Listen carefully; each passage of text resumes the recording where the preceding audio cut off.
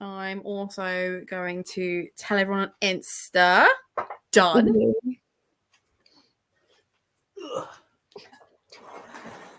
Okay. Can you hear that?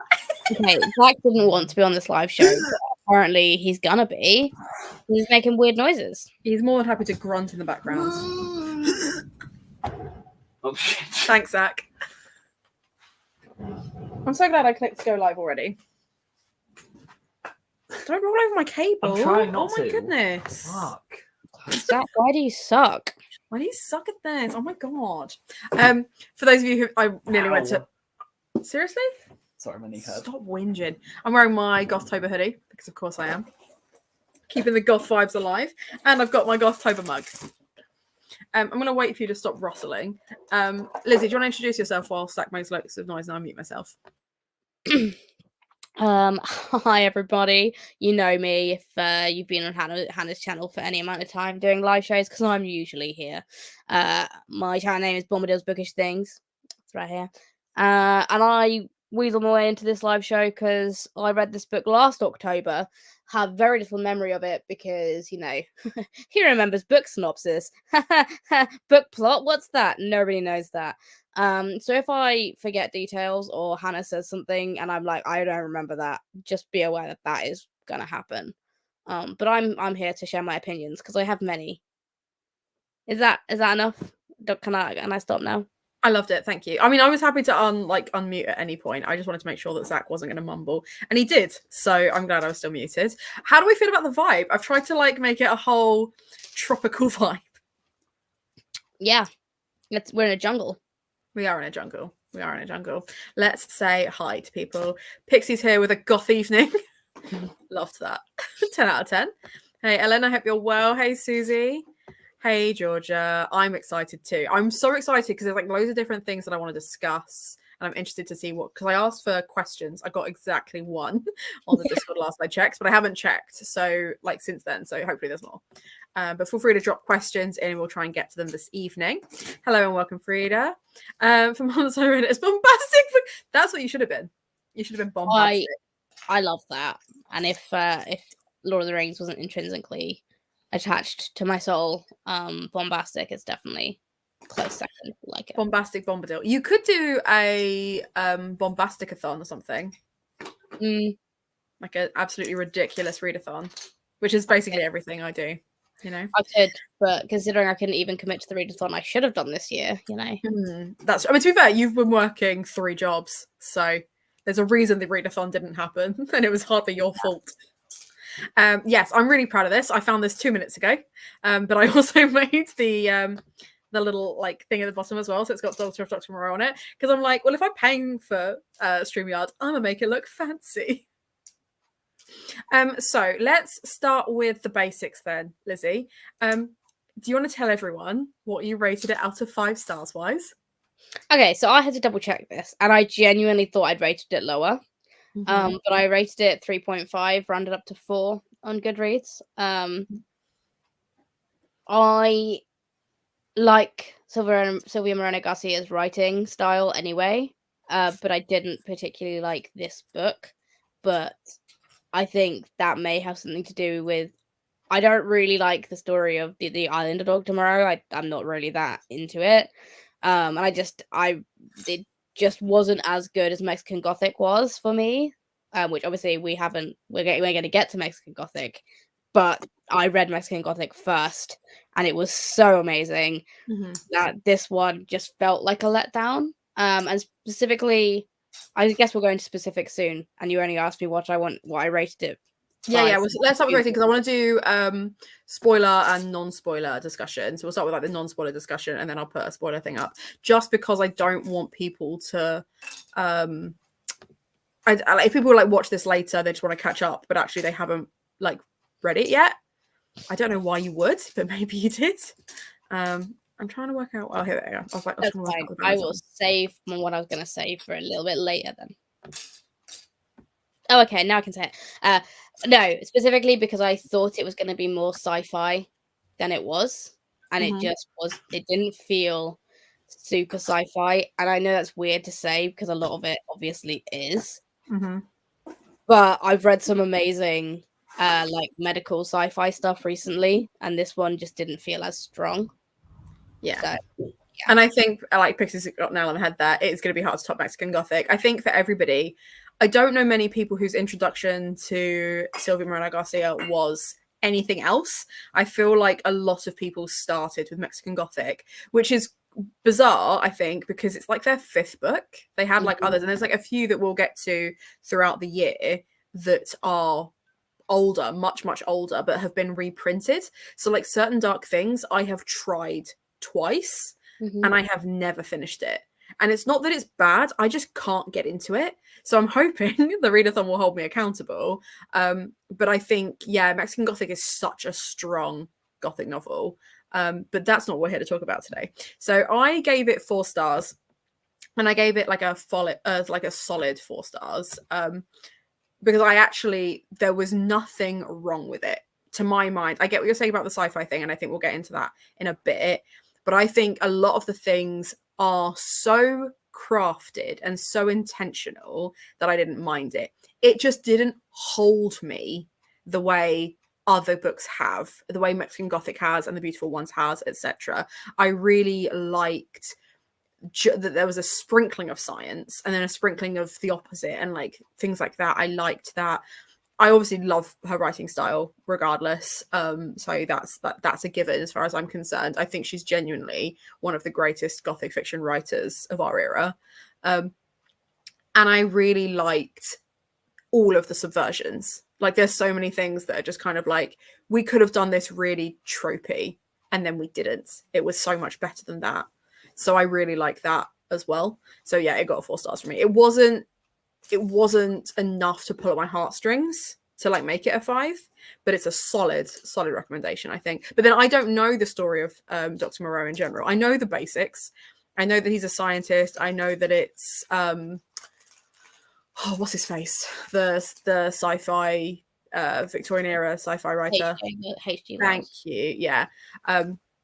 So I get that it's going to be very creepy and insidious, but I didn't mind not knowing that. I thought that actually this is a very gentle sci-fi, but we're going to discuss this more. I think the reason you don't like it is because it feels like it's a love story.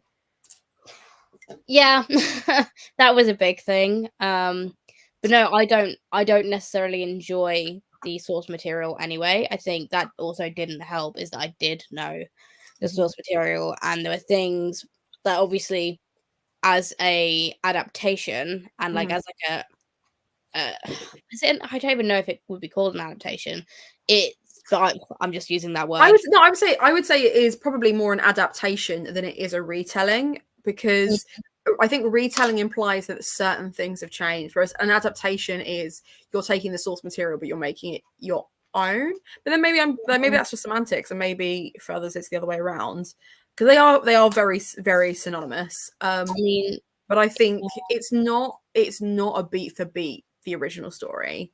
No, and I think actually the feminism that was added from it being a female voice telling the story did add a lot more to what the original is lacking. And I don't like H.G. Wells' writing style. I think he's interesting for his time, writing wise. Yeah, I think the sci-fi from the Victorian era is fantastic. Like it's so cool to read now. But I didn't like The Island of Dr. Moreau as much as I enjoyed The Time Machine.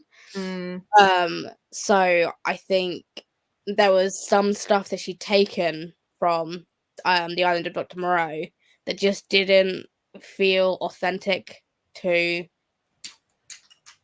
like the other stuff she was writing. Yeah, I think there are certain things, and I get this with a lot of adaptations, or like adaptations and retellings in general, is where's the line between this could have just been a completely different story, but you're riding the back of something bigger. Sorry, I'm laughing because Zach's just got his phone out so that he can use his torch because he's lost a bit.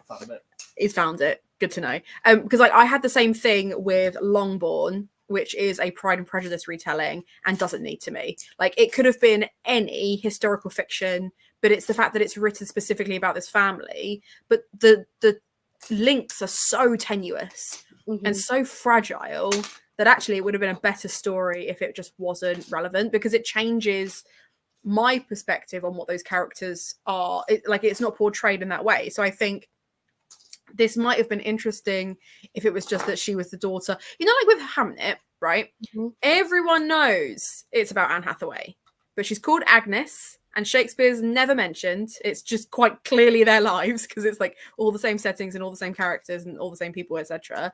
But it separates itself enough that it's a standalone story.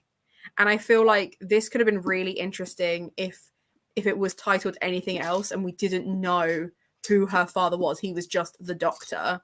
Well, yeah, And I think that's kind of what I was gonna say, is that I don't think it necessarily needed to be so clearly a link to Dr. Moreau, the island of Dr. Moreau, because I feel like if people know the story, the source material, they'll pick up on the hints that are sprinkled through. And then I feel like some of the references were a little bit heavy-handed, like specifically to Dr. Moreau, like how his character is portrayed. I didn't like it.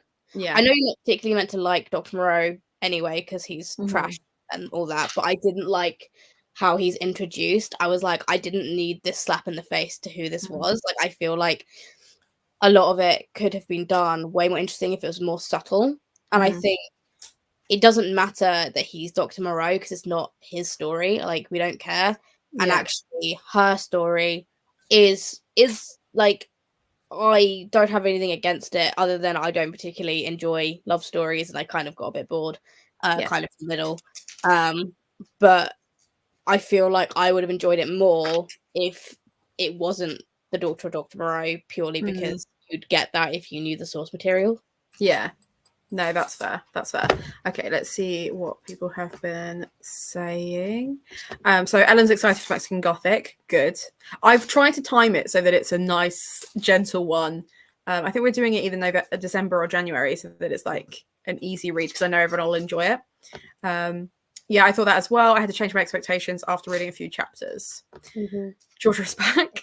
I gave it a 4 as well. I think I liked everything mostly, but I just wanted more. I feel like it was very tame, like in general, which is kind of ironic in the grand scheme of things. But I thought the love story was a love story. It wasn't some epic, tragic romance, which it didn't need to be fair. Like, I'm a firm believer in there is a difference between a love story and a romance. A love story does not have to end in happily ever after, which we'll get into later with the different romances and love stories in this. I just felt like the science wasn't insidious enough or exciting enough. And it could have been either. It didn't have to be scary, but it wasn't either enough. The religious element of it wasn't threatening enough. The only thing that I thought actually this was decadent enough for me, like I enjoyed this, was the setting. I feel like Morena Garcia really enjoyed developing this very rich place. And I feel like the chances are the reason she wanted it to be there is just a sheer love of the idea that it's this tropical place. Now, I don't know if that's true to the original book or if that's something that Morena Garcia has brought to it, but I thought actually the idea of it being this really rich with life place, even before the doctors get there, you know, the fact that they're in this tropical climate, the fact that it's so dangerous, there's jaguars, there's all kinds of creatures out there. I loved that. That was probably the only thing, but it wasn't, everything else kind of paled in comparison to that. It was a beautiful setting, really richly developed, but then nothing else really was. Yeah, no, I agree. I think the setting really, really worked. Yeah, no, I really could picture everything, and I think that's one of the things Silvia Morena Garcia is very, very masterful at, is that she's very good at painting the scene. Yeah. And I think that is something we will see reading more of her books. I think like that is a trend that will continue.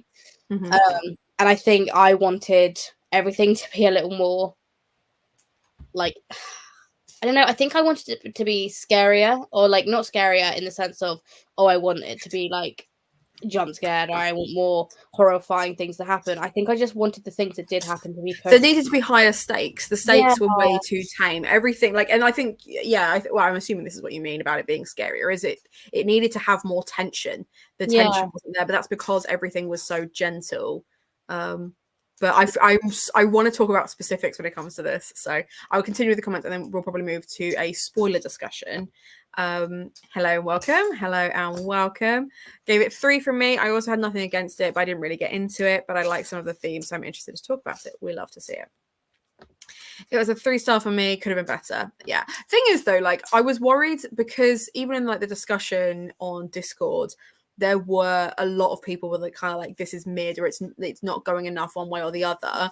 I thought as a start to the read along, that's not a bad thing. A 5-star and then being like none of the other books are going to touch this. I thought actually this really shows what Moreau Garcia does well as a writer, and now we're going to see her do that again and again and again with different tropes and see how well she does it or how differently she does it for those different ones. Because Silver Nitrate is going to be very different to this because this obviously has those sci-fi themes. Silver Nitrate is being it's not targeted as a gothic, it's being marketed as a horror.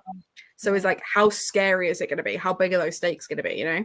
So this is my least favorite book of hers that I've read so far. And I don't think it's a bad place to start either. Because I think for me it's the most disappointing, but I haven't read her full backlist yet, so I'm excited that this read along is happening because it does mean I will pick up the rest of them. But this one by far was the weakest, but I think the only way is up from here. Like my expectations were very and they're high. not on the floor, are they? Like these expectations, it's not like, well, that book was shit, so it can only improve. Like it's gonna get better and better. My expectations going into the Dr. Moreau when I read it last year were very, very high because they'd come off the back of Mexican Gothic, and I think actually if you start here, you're sort of reaching that point of, okay, well, this is like maybe a midpoint, but other people might hate some of the other ones. You know, I know people who really dislike Mexican Gothic, so I can't wait to see how in books after this where we go from here. Yeah. Some of the 4-star was the narrator of the audiobook because they were fabulous. I also picked up the audiobook because I was really behind. I'm also going to split between reading and doing the audiobook of Silver Nitrate just because we're away this weekend and then we've got Panto. So that's like a week and a half where Lizzie and I are just not going to be able to keep up with the reading schedule. And I didn't want to start it before the live show because I didn't want to confuse stuff. And I also didn't want to give spoilers for the wrong thing. So maybe we need to listen to that on the drive up, Lizzie. Is there an audiobook for it? Yeah, it's on Audible. Okay. I've already purchased it. Oh, then we can do. That's fine. I just didn't realise there was one already. Yeah, there is. It came out really quick. Probably because she's so popular now, which we love to see. I've read the original too, and I thought the links worked. Interesting. Okay. Yeah, that's fair enough. I think, that's fair. I think there were many like little niggling things about this book in general that I found the links to be too heavy-handed, and I definitely think it would have worked better if Dr. Moreau wasn't so obviously Dr. Moreau and it was more subtle. I think that's for me. The subtlety of an adaptation works better when it is more subtle, and if we weren't aware that it was a Moreau retelling adaptation, whatever. I just think it would have worked better for me personally, but I'm really glad that it worked for you, Pixie, because I mean, I like it when people enjoy things. I'm just a downer. Yeah, it's nice. It makes for an interesting conversation. If we just agree with each other, we'd be done very quickly. I really liked it. 4 stars for me. I don't know the source material and wasn't bothered by how Moreau. Yeah, that's fair. Me too. I didn't notice his introduction or how he was introduced as a massive difference. But I will say the one thing about the writing style that grated on me a little bit is anytime there would be a chapter and then the next chapter would start midway through the last chapter and it kind of like overlaps certain things. But that is a gripe I have with any story that does that, because whilst I don't mind a fractured timeline, if it's a book's going to be a fractured thing, I want that if it's one perspective, not 2 people's perspectives, because I think sometimes it's just retconning stuff and you want me to feel one thing one way and then feel a different thing the other way, and you haven't done that linearly. I don't like it. It's just a personal preference. I never read the original source either, so maybe I'd have liked it more. I don't know. I think for me, not liking the source material didn't help my overall viewpoint of it, and I kind of went in knowing I just didn't really enjoy the original material. It's very much a product of its time, and I enjoyed the bits that Moreau Garcia like added, like the feminism with the feminist voice, with what she did with the characters, how she kind of humanized everyone. I really enjoyed that part of it. but because I didn't like the source material, it was always very difficult for a retelling or adaptation to convince you otherwise. I think that's always the thing. If you know you don't like the source material or something, it's always hard for that book to win you over. I think that's just Yeah.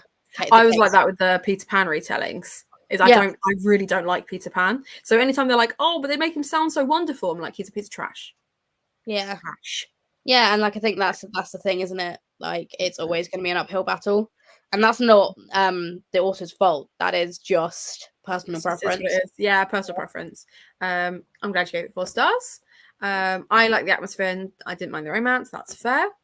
I don't like love stories, but it was subtle enough for me not to be bothered by it. Interesting. Yes, I also love the atmosphere and the setting. Zach's dropping donuts on the floor now. He's devastated. Beautiful imagery and the magic of Yucatan and the characters' relationship was wonderful. But overall, it felt rather quiet. Yeah, I think actually, I've said like gentle and tame. Quiet is another really good way of describing it. I feel like it is a very quiet book. Kept marching to the edge of oomph and then falling short in a way. Really well put, Frida. I agree. I agree. I very much agree. I love the kept marching to the edge of oomph. That's my favorite. That was a really like well articulated. Nicely done, Frida. I love that. Thanks for doing our job for us. Yes, I hope we read those books and have a few faves. I only read Mexican Gothic, which is a 5-star for me. It was a 5-star for me too. It was a 5-star for me too. So, right, I want to put this on a table that's not there anymore. Like, straight up was just about to drop my mug. I'll keep hold of that. Let's swap to a spoiler discussion now. So, one of the things that I think is really interesting, and let's talk about that romance element first, because I think it's the thing that you like the least. So let's like get it out of the way. There's obviously the 2 key romances. Now, a love story can be a variety of different things. It can be forbidden romance. It can be a familial love. It can be like a 1,000 different things. I really liked that for the main character, she has 2 love stories or 2 romances, but one of them is actually incredibly unrequited, and one of them is obviously met with this more passion romance that ends tragically. I really like that it kind of ticked off a lot of little boxes, but I kind of wish it had been a bit more dramatic with the drama that was needed. Okay, I know you're not a massive fan of romance in general, but you don't usually mind romance or love stories as a subplot. So let's start with what's his face, the boyfriend. What's his name? Now, do you want me to be honest with you? Once I remember the guy's name, sure. It's not Montgomery, it's the other one. Who was the Eduardo? Is it Eduardo? Yeah. Eduardo Lizaldi. So the Lizaldi is the one they get engaged. Thoughts? I'm going to be honest with you. I think I've forgotten everything to do with the love story because I disliked everything about it so much. Okay, so my brain is gone. I don't actually remember what happened between either of those people, and that's why I think to be honest with you, because I know that I disliked it, but my brain has literally just gone. Okay, so Eduardo is the son of the man who has invested in Dr. Moreau. So he rocks up to investigate his properties. Montgomery starts a fight with him because why are there random men here, which is valid. And Carlotta basically seduces him into chilling the fuck out. So that is massive paraphrasing. I'm sure Garcia would be devastated to know that's how I paraphrased her book. But essentially, he is a spoiled brat.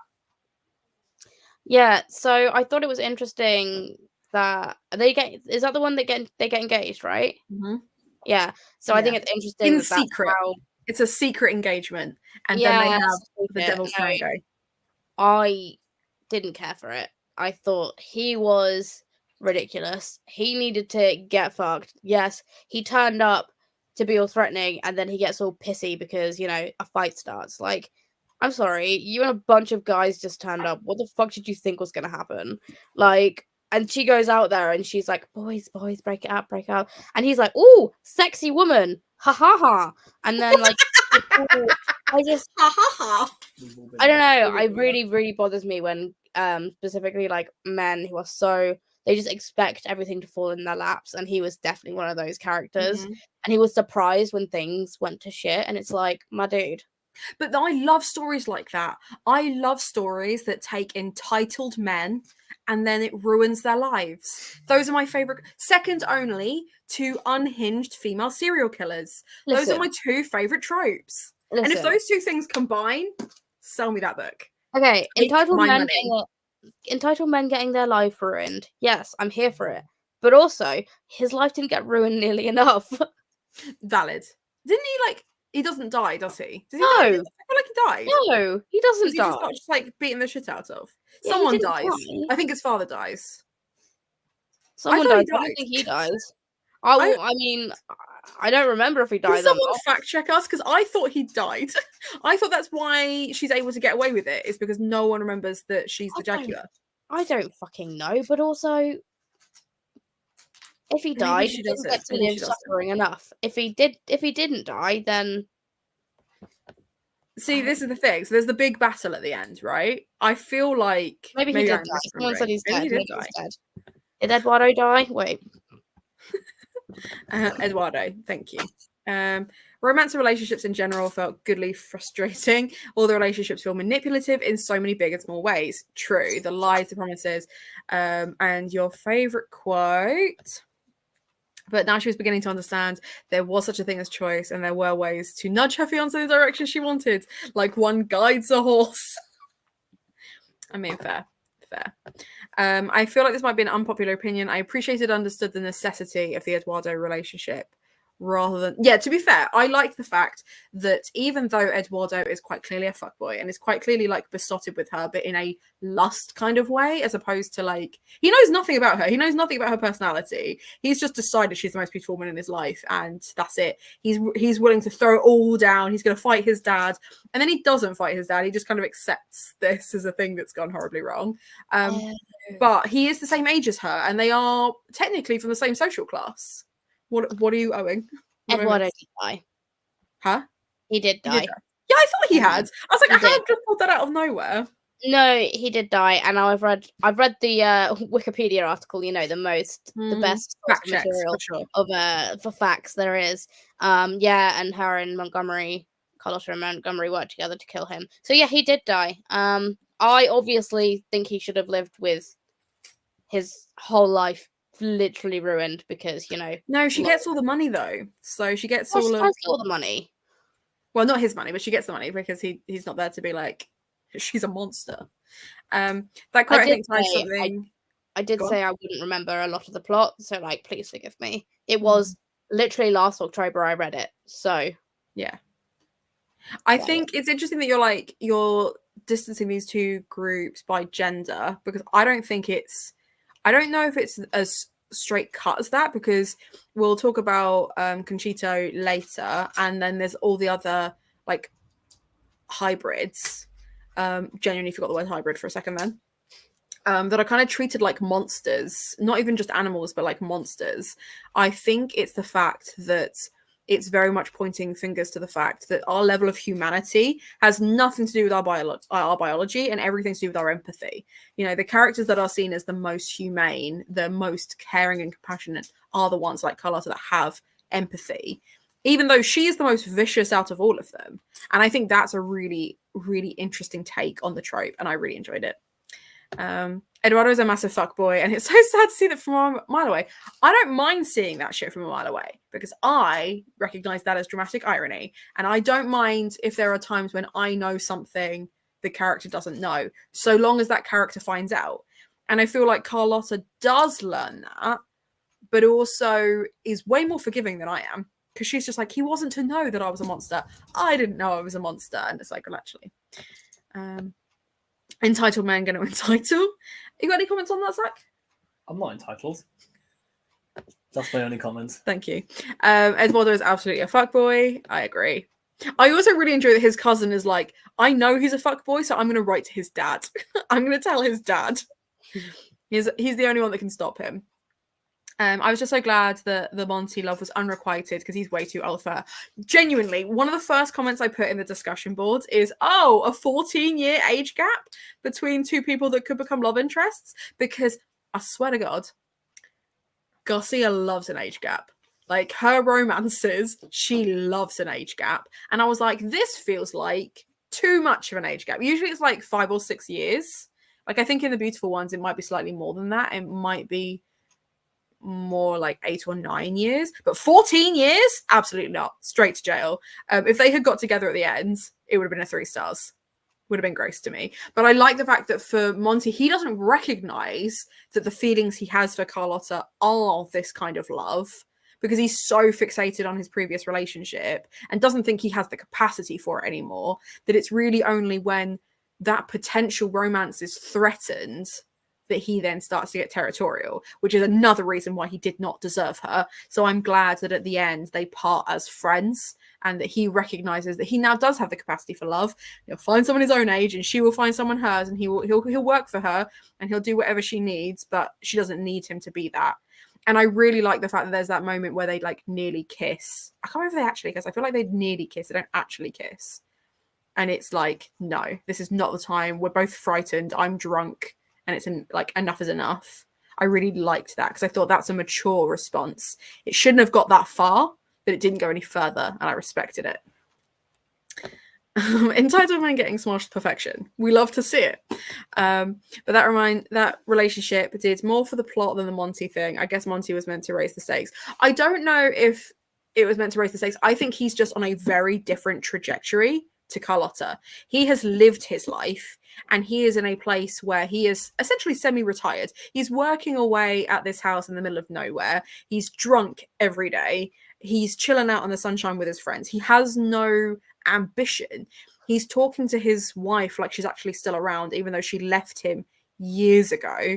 And he writes to her like she's going to give a shit, but like mentally, I feel like he just hasn't checked out of certain situations. He has no engagement with that. Whereas at this point, he's able to kind of step out of that and step into like some new future. Whereas Carlotta only has future. She only has opportunities. She's never been in love. She's never been away. One thing I did really like is the fact that she has no interest in leaving her childhood home. She's like, no, I'm well aware that I've got it absolutely fucking made. I get my food brought to me. I get to hang out in the sunshine. I get to explore the jungle. I don't need any more than this. I really liked that because usually it's like, my father has kept me here for 100 years and now I want to escape. So he died a lot. Eduardo dies. We did say it's a spoiler discussion, to be fair. But yeah. Carlotta eats his face. It's what he deserves. Pretty Dead, page 293. His jugular vein was sliced neatly. Beautiful. I also really enjoy the fact that it's jugular and jaguar. I like the parallel of that. Thank you for making a good point. Me sees the toxicity. Excellent. Genuinely though, I think in Gothics in general, I go into them expecting the romances to be toxic as shit, because that's a Gothic trope in itself. Like, the romances don't always end well. The nice boy doesn't always win, and the bad boy usually ends up dead. So Lucky. Shut the fuck up. We're not going to have that kind of talk on my live show, please. Oh, okay. Well, I apologise. Thanks. I'm not sorry. No, ow. That's such a good description of it. The empathy and humanity. Yes. All right. Thank you.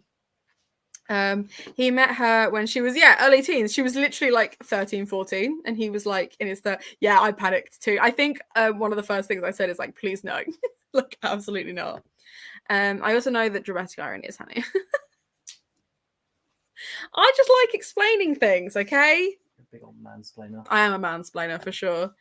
What I mean is that once his crush makes for more drama, yeah, that's for sure. Okay.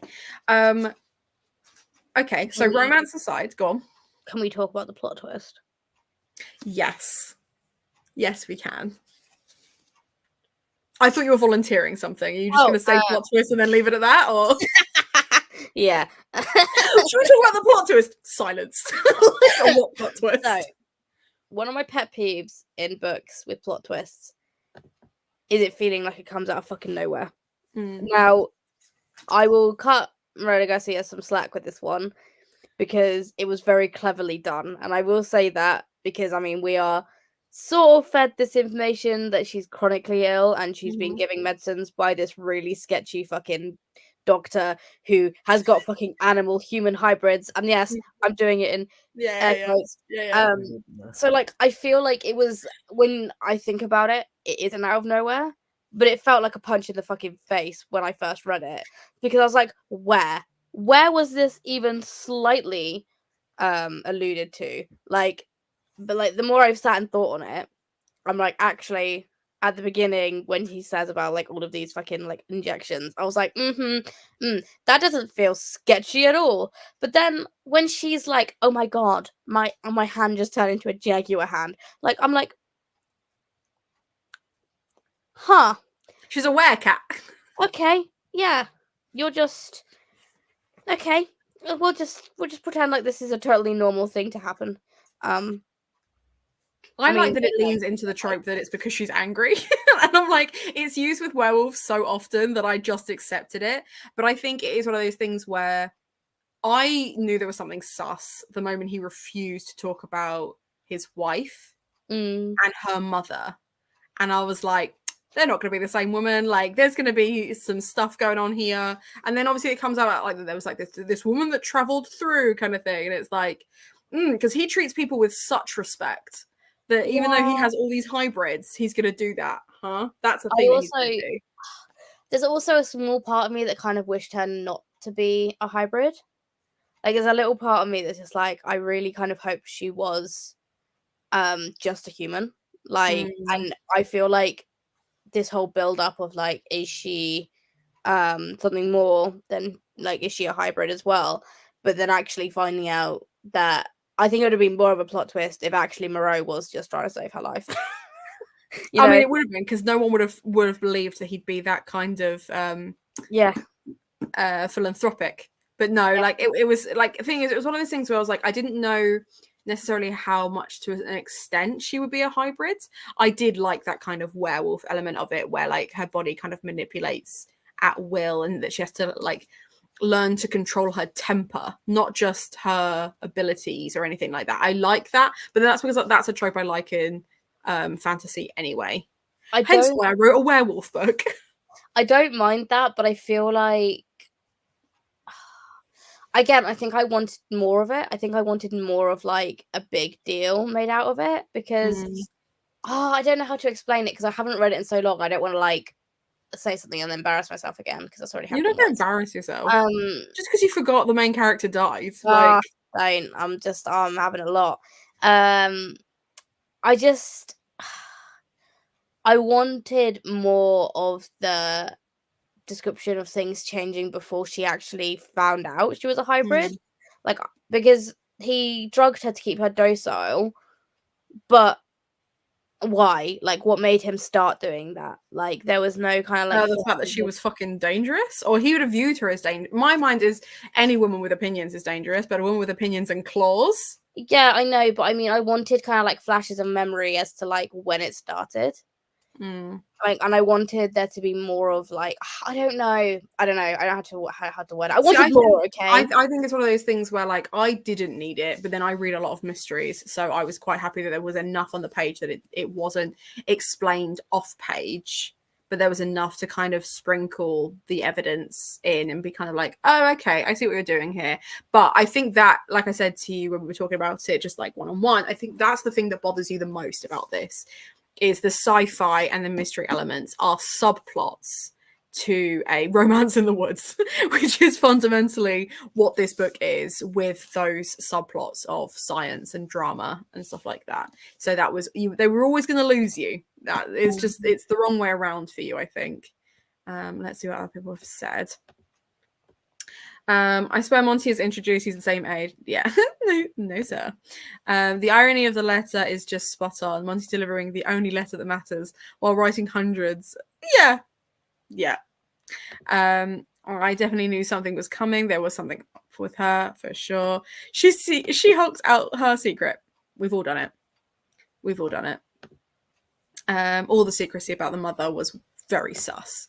The Jaguar stuff is definitely hinted with her eyes and other cat traits. This is the thing, is she is very kind of feline and majestic, so I quite liked that.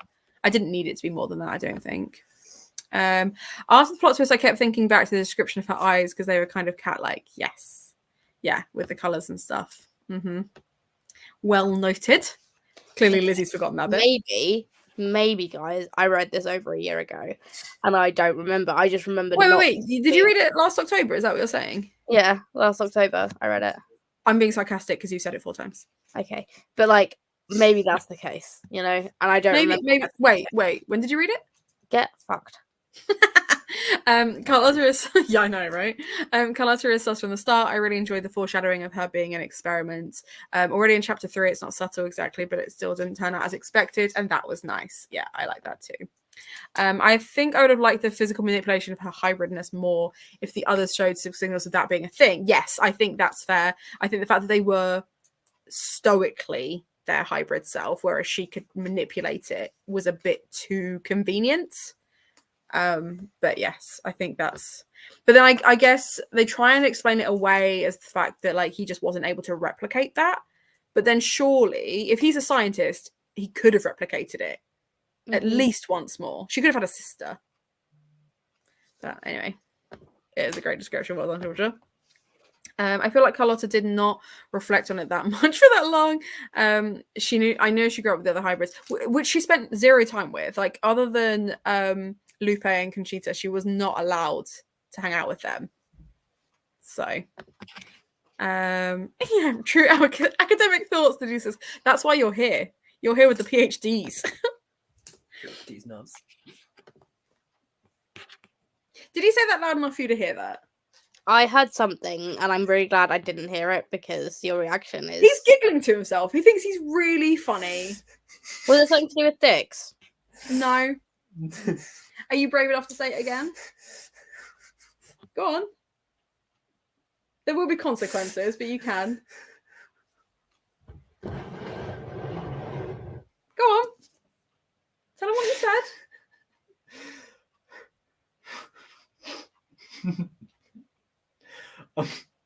I'm not going to say it. No? You're not brave enough? No. Smart boy. But it was funny. It was juvenile. Anyway, should we go back to the discussion of men being the fucking worst? Okay, so with the science,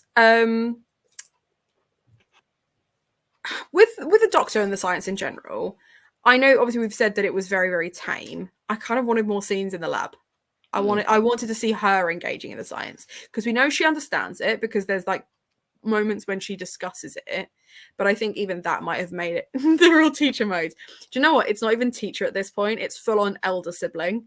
Like the reason Zach isn't piping up is because he knows there will be consequences. You're going to get punished. Yeah. I'm going to ruin your life.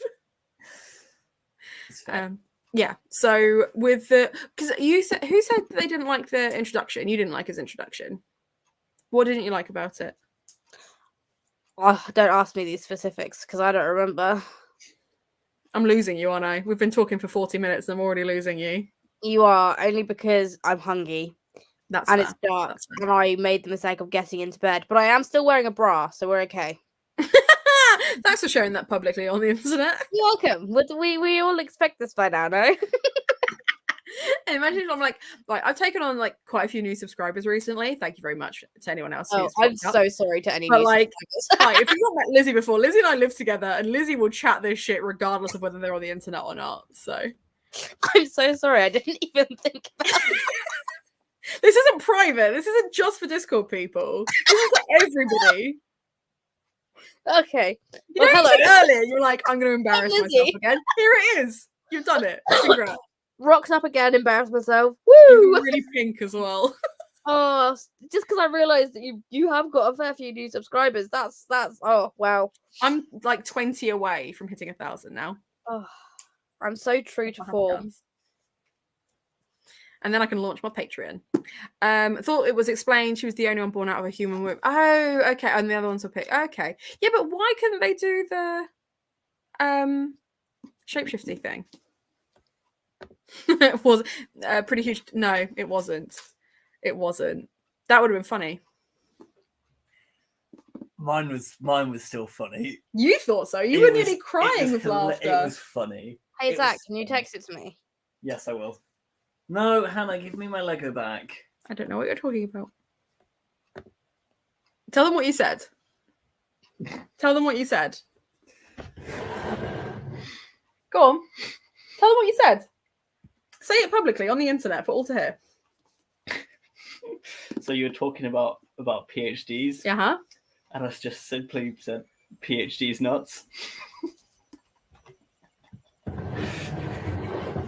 Yeah. PhD's nuts. That's what he's full on cackling to himself. Such a child. Oh, I amuse myself. You know, I don't need anyone else's validation. I am the funniest person I know. That's such a lie. But there Yeah, we well, I'm go. right here. Yeah, I know. I'm still the funniest person I know. Not even close. He said he didn't want to risk another human womb experiment.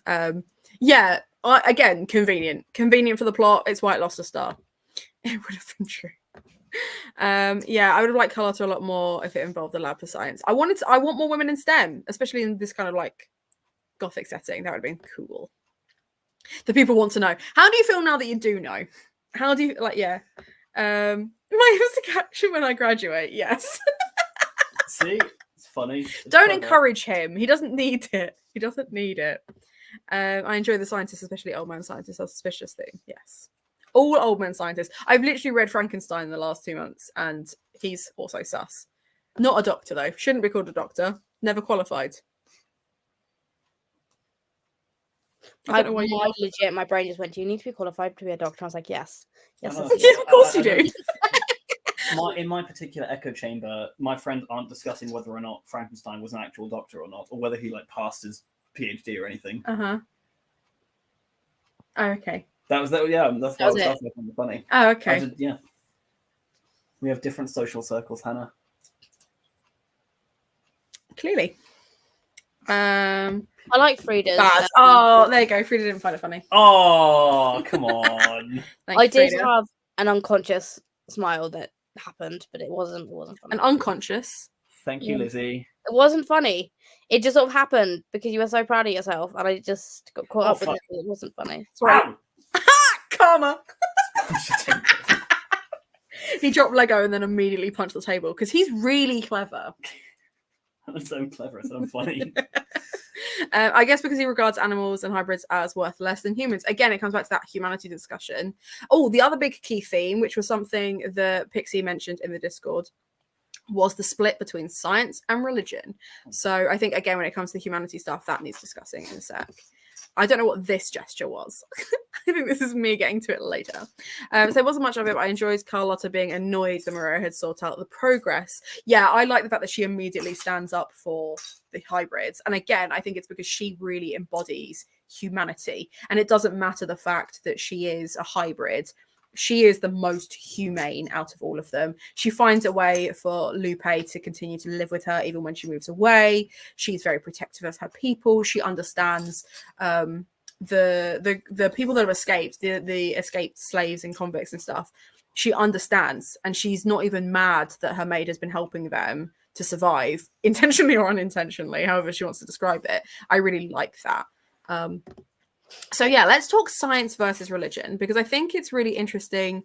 Obviously, again, in Gothic, that's a really key theme in Gothic in general, because the genre kind of was born of these discussions of like supernatural, and then as a genre developed, so did science fiction, so did science. Then obviously it's born of like chemistry and alchemy, but then became biology and physics and everything else. So this is clearly a book that champions science, but not at the expense of humanity, not at the expense of those it's going to hurt, which again is a very Gothic thing. And I really like that those who really... Moreau makes himself a god. He refers to himself as this godlike creature. He reads the Bible to them. He uses it as a way of control, which is very much a classic churchy institution vibe. It's very Gothic to have that one leading male voice in those discussions. I really liked that, but I liked it because he falls, because he's not a god, and the religious elements of it become superfluous to humanity, which for me they kind of are anyway. Mhm. You're nodding, but again, have I lost you? Is this it? Are we done? No, so I think for me the science is a very interesting concept anyway. The idea that you can create hybrid humans and animals, I think, like, as a sci-fi thing, I kind of enjoy that being explored. But it could just so easily become no, sorry, I need to rephrase that because I'm tired. I think with the hybrids, they could have very easily become these horrific, scary characters, as so often in these sort of books they do. Like they are Mhm. there as these kind of like they're meant to be feared type of thing, and Yeah. like Moreau does kind of allude to that by the fact that he hides them away, and that Carlotta can't really be with the others because they're too animal or whatever. Because that's kind of alluded throughout, I think. I Mhm. could be misremembering. No, you're right. You're But right. Is it Looper and the other one? I can't remember their name. Conchita. Conchita are very human, and they're almost more human than some of the other characters in the book. And I like that they're not monstrous, and I like that they are literally family to Carlotta.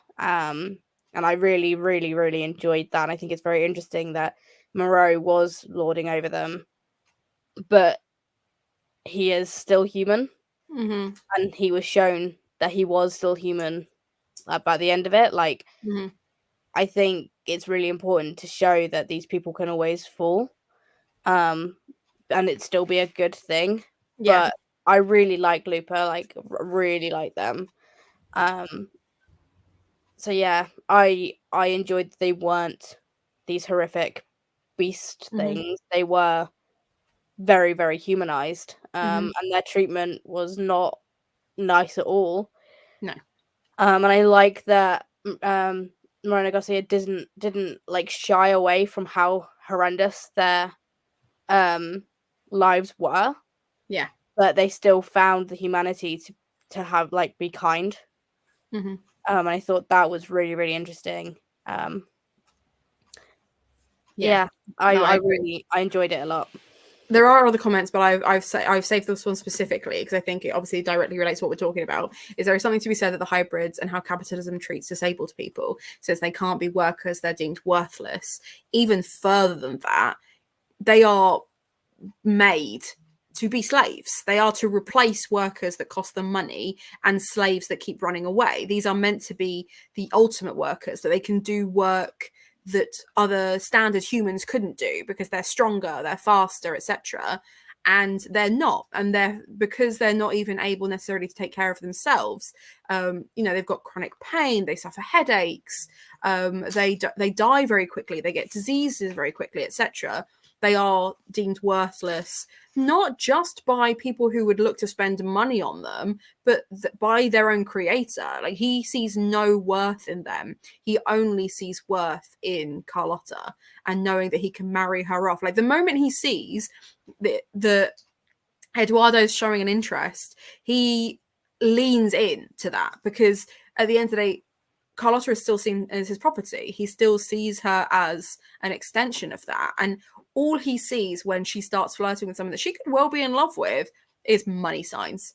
And I think it's really, really interesting. This is definitely going to be one of the books that I recommend for Gothtober next year to have, because it has chronic pain and chronic illness in it, for the disability rep, because I think it's a really interesting conversation about how disabled people are treated. And actually, off the back of Yauk, which is completely irrelevant to this, but something I saw earlier today, Yauk have been getting worse and worse with their accessibility, just because obviously where they keep growing and they've been changing where they are in the venues and stuff like that. It's been really interesting seeing all of the reports coming out of Yauk from this year in particular, where they seem to have truly outdone themselves in just not making it accessible, where there were 3 different entrances, but you needed to get a wheelchair from one entrance through the other entrance and walk through the whole place to get your wheelchair before you could then go back through the place you had just walked through, because the Yauk door and the Comic-Con door were different, but the main entrance was the one that had the wheelchairs,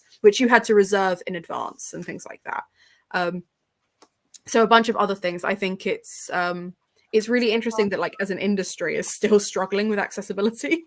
See, So- that's wild because the things I've not heard that one yet, but I have heard that their chill out spaces were a lot better, and they actually had chairs with back support this year, which is like the first time like in ever since they actually had decent chairs. So it's wild to me that they've made steps in certain areas, but that was such a misstep. But then I don't know how much of that will be in Yauk's control, because Yauk is literally just an add-on to Comic-Con. So I don't know. There's probably a logistics thing. It's one of those stupid things that should be thought about, but it just isn't, and it's fucking ridiculous. Okay, so let's scroll back up and see where we get to. Okay. So there wasn't much of it, but I enjoyed Carlotta being so that's what start with that. Bloody love Lupe. Lupe was great because Lupe was just straight up with everybody. Like she was a star, and I really like that she gets her moment to shine in that battle. I do wonder whether this would have got a 3 stars if it hadn't had that big fight scene for me. Like I really liked that was probably one of the few times it really had stakes, like something really happened.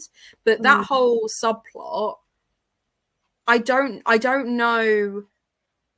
I don't know if it would have been kept if this had been a debut, or if it had just been allowed because it's like Silverman Garcia is such an established author at this point. But I really liked it because I think it adds to that capitalism comment that we were just talking about. The fact that there are already people escaping and trying to fend for themselves out in the wild because they are safer out in the wild with jaguars and monsters than they are where they were working. I think humans are often again, this is another trope that I love, which is the humans are the monsters and the monsters are actually humane. I love that as a trope because I think it's such an easy metaphor for just treating people like decent human beings, and key even now, especially with the donkey. Was it a donkey skull? Yeah, they had a donkey skull on the altar. Yeah, bizarre. Low priorities. Yeah, they were not revered, but they should revere him. Based on my knowledge of colonization, it reads like SMG is intimately familiar with the history without info dumping it. Just uses these effective parallels and metaphors, and I believe that comes from the fact that she's an own voices Latinx author. I think that's something that she is going to know intimately as a woman of color. She's going to understand that. And I think that's, it's not info dumpy, but it's so very clearly written because you'll see it in all of her books. In all of her books, there will be some kind of commentary on colonialism. And I think it is, I don't know if she grew up in Mexico or if she just happens to set a lot of her books in Mexico City. I'm going to Google it. But I feel like that. Oh, she's Mexican Canadian. So she was born in well, it says here that she was born in Baja California, Mexico. So I don't know if that's just like on the border, if it was one or the other, or if they are just that conjoined. Genre is speculative fiction, which is not true because it's Gothic fiction. This is speculative fiction, but it's Gothic fiction. And I love that her notable works are Signal to Noise, Gods of Jade and Shadow, and Mexican Gothic. Born and raised in Mexico. I do like Moreno Garcia's way of using the parallels and metaphors, because her books always have something to say without being like such a slap in the face, I guess. She's very good at subtly putting these messages in, and I think that is very much to do with the fact that her heritage will have had a lot to say on those certain things. And I did like the use of it with the runaway slaves, and I liked the use of it with how the hybrids were kept. I think actually it worked very well. But yeah, no, I agree. I think it is very much the fact that intrinsically growing up in Mexico, it would have been all around her. So yeah. Lupe is great at confronting Carlotta. I really liked that because in theory they should be equals. And yet, because Carlotta looks like a human, she's treated like a princess, and Lupe is treated like a slave. That it's a very opaque metaphor, but I appreciate it. Yeah, I appreciate that about her writing. I like the moment where the hybrids attack. It felt like if you treat people like monsters, that's what they'll become kind of moment. But with nuance, because it's not just that everyone jumps in, it's those who feel like they need to be protectors. I can't remember the name of the character, but there's one of the older ones who's this big like bear type hybrids, or like wolf hybrid. He's got like a wolf face, who is old and slow but strong and is the defender. And when he died, that really upset me. Like that really nearly got me. Because it's a choice for them. They want, like, obviously with Conchito, he is just desperate to be a hero, and he engages, and like he's very defensive, and he's just a puppy. Like he's just like the sweetest thing. So I think I like that there's that nuance of they're not pushed because they're angry or pushed because they're defensive. They choose to defend. They have this opportunity to run away and escape, and then they choose to defend, which is far more nuanced and far more modern, and I really appreciate it. So yeah. Okay, I'm just going to quickly have a look at the Discord and see if there was anything that we missed discussion-wise from earlier.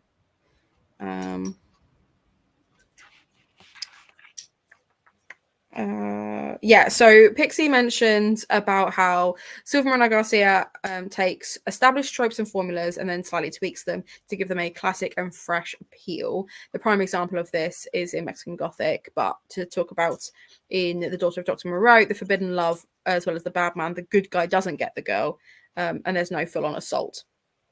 It's more so also maybe a small subversion of expectations, but I really like it.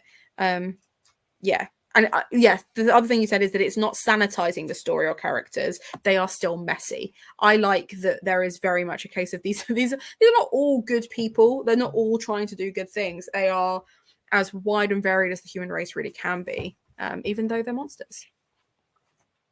I enjoyed that. Okay, cool. Let's have a look.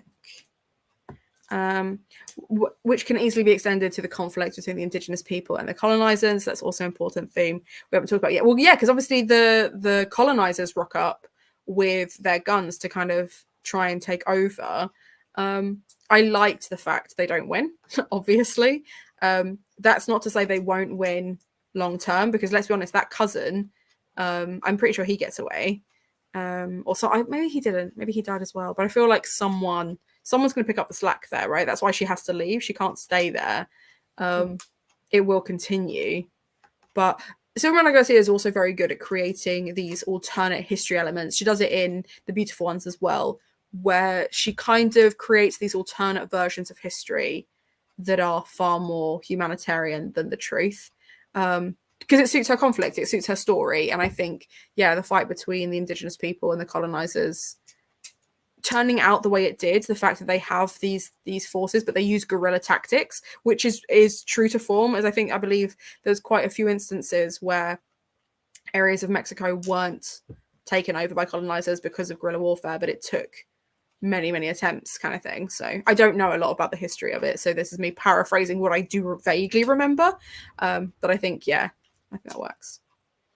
Yeah, I think I liked the way that they did win. Mm-hmm. And I think, yeah, it's really refreshing to kind of see that, yeah, they're not, sort of also not shying away from the fact that this is a thing that happened, but also showing, like, not showing it from like almost the white colonizer point of view of we're better. Mm-hmm. And that's kind of something I very much enjoy about it, was that like they stood up for themselves and like they managed to get, like, they won, but she still didn't win truly, because yeah, she had to leave. And I like the truth of that being like, of course she had to leave, there was no way she could stay after that. No. Like the truth would come out and she'd be, you know, taken out like immediately. And I like that is kind of like, yeah, you won one battle but you didn't win the war. Yeah. And it's just like a nice step in that direction. That's fair. I'm not the best at analysing literature in this manner, but reading and listening to it is incredibly fascinating, and I appreciate you. We appreciate you for rocking up, because like Lizzie and I are just big book nerds, so any opportunity to do this. And obviously, having studied literature, I just love using big words to make myself sound smart. And to be honest, Georgia, I am slowly losing sentience. So We're going to finish really soon. We're going to finish really, really soon. Same means too, I'm having really time to put my impressions into words. That's fair. That's fair. Like, thing is, like for Lizzie and I, it is a skill that we've learnt. Zach and I were talking about talents earlier in the car, and I am a firm believer that talent isn't really a thing. It's experience and skill and hard graft. And I'm sure Pixie will agree that any like artistic talent they have isn't talent, it's work. So I think when it comes to articulating certain things, obviously it's a lot easier if both of us are wide awake, but that is something that comes from our experience of having done this before. And also we just like chatting shit, so Hannah is very good at articulating most things. Hannah will realize what I'm trying to say and articulate it for me, but I did, you know, I also studied literature and I just enjoy talking about books. Sometimes I'll say something and go, that's not what I meant. And Hannah will be like, oh no, you meant this. I'm like, yes, that's it. So Hannah's skill is articulating my thoughts. I speak Lizzie is yeah. I jabber them out and go, that wasn't quite right. Hannah's like, you mean it this way. Give it to me in numbers or as a walking running gait and I can do the statistical analysis on it. Well, I can't do that. That's Greek to me. Couldn't tell you. Numbers, okay, cool. That's no thank you. Does anyone have any questions before we skedaddle? We can all do sarcasm. We're all very well versed in sarcasm. And yes, Pixie does agree. I love it when you agree with me, Pixie. It makes me happy. But does anyone have any questions? I'm just gonna. Did I do it? I didn't. I was like, did I have one that said questions? But I don't. 0 questions. But if not, I'd love to know what people's predictions for Silver Nitrate will be, whether you think it's just like a star rating or what you think is going to happen. I think it's the thing that's going to be really interesting to me is it has the same vibe as Last Night at Soho Club. And I really want to watch that film, but I want to read this book first. And even though they're 2 completely different things, I feel like there's going to be overlap. Isn't it based on like 80s horror? Yeah. Yeah, I'm really excited for it. I think it's going to be really good. I think this one will get more. I'll enjoy it more than Dr. Moreau. It's a mood. Okay, cool. Well, in which case, we'll leave it there. I can't explain why I've got a 5. I'm so excited. Yeah, I'm excited to read. I think it's going to be a super dark one. I think it's going to be a super dark one. I hope so. I hope it pushes it to the edge. Yeah. Well, we're going to listen to it on the way up to Newcastle because I know my mum. We'll have to listen to it slowly so my mum can keep up, but she'll enjoy it too. I don't think I can do that. We'll have 2 to. times speed on nothing. 2 times speed on nothing. It'll be 1 time speed for my mother. Oh God, I'm gonna die. I'm going to die. You'll look at I'll have fallen asleep purely for how slowly it's being read to me. Upside, you can just listen to it again later at the speed you need it to. We won't get very far. Mm. Good time though. Why, are you done? Yeah. Do you want to show everyone your Lego? Yeah. Zach did a Lego in the hour and 10 minutes that we've been here. Zach did a Lego. He took it apart. He scrolled through Facebook quite a bit too.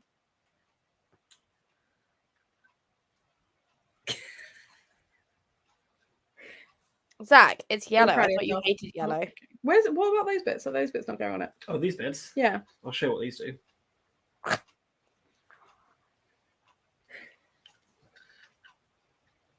Hang on. This is going to be really anticlimactic, isn't it? I hope so. I really hope it's anticlimactic. What a way to end the live show. I'll show you. Hang on. So you see this? Yeah. And you're never seeing that piece again. Oh, Zach, you've just invited death upon me. Hey, you wanted to see what they did? Yeah, but we couldn't see it because it was too dark. So all I did was feel these bits of plastics make me in the face. Pew pew. Oh, everyone's disappointed you didn't pew pew. For some reason, I thought you were going to hit me then. I don't know why I assumed that. Hannah, please don't give anyone the impression it's a killer thing that happens. He's going to get me. But once you flinched when he came towards you. Yeah, I know. I didn't even not the other way around. Weird. Stop being so violent towards me. Don't do that. Zach is like the least violent person. I don't want that as my reputation. I love just how many people were really disappointed you didn't pew pew. Oh. But I also just- really enjoyed this. It's literally just been an evening of letdowns. Apparently, You're just a Everything's massive everything letdown. I've said has been a letdown. Well, not for you. You've had a great time. I've had a wonderful evening. I'm 10% in Silver Nitrate and already in love with a female character. We love to see it. We love to see it. Right, okay, I will leave it here. I will stop embarrassing Zach on the internet. Lizzie can eat something and go to sleep. And I will see everyone else in the Discord. The next live show for Gothicalong is... Let me get the calendar up. When my computer decides to catch up. Is going to be the 12th of December. So put it in your diaries. I will see you guys then. Bye!